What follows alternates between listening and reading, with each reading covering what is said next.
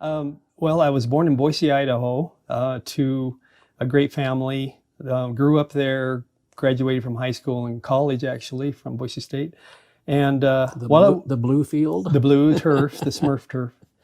As I was growing up, we weren't really an active family. My dad wasn't hardly active at all, but my mom felt the need to get us to church, so we went. And so I went through all the different steps of primary and the Sunday school priesthood, young men's, a little bit of young men's and that sort of thing, but didn't really care too much. In fact, I didn't have any friends really that were Mormon. Oh, really? Yeah. Even in Boise, huh? Yes. Even in high school, I didn't really even know that many Mormons. Wow. I just had different interests. You know, I played a lot of sports and partied. And so that probably the reason why I didn't have those close Mormon friends. But I went away to Rick's College on a football scholarship. And while I was there, I had this miraculous spiritual experience that is very sacred to me, that where God revealed himself to me in a spiritual manner such that it changed my whole direction and where I was heading.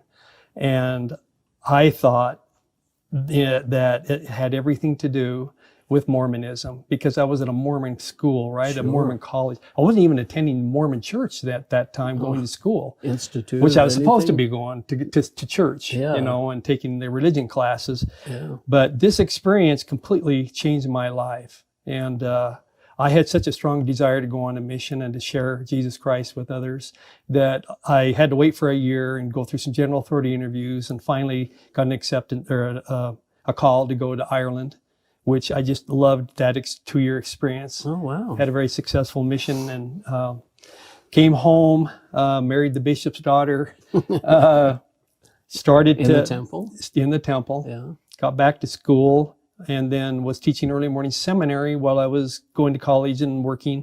And during that process, the church contacted me and asked me if I wanted to teach full-time for the church. Oh. And so they hired me as a full-time seminary teacher. I moved here, and after I graduated and taught for several years before, I decided I needed more income. So I went and found a more, you know, a better or more higher paying job.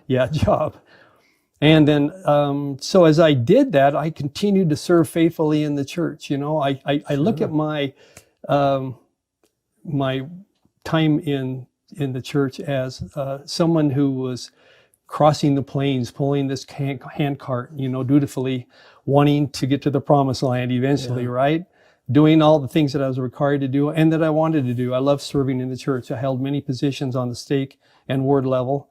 And, but I know that along the way, I would toss into my cart questions and doubts that I just didn't want to look at for fear that it might influence the way I felt about the church. And so as that cart became heavy and full, and I just couldn't pull it any longer without finally just stopping, I started to examine each one of those questions and doubts that I had, using the Bible as my truth source. And as I did that, I found that there was no longer a need to carry those around anymore, and I just unloaded them. Eventually, my cart was completely empty, and I had a very strong regeneration of the heart, you know, and accepting Christ again into my life and realizing it had nothing to do with Mormonism.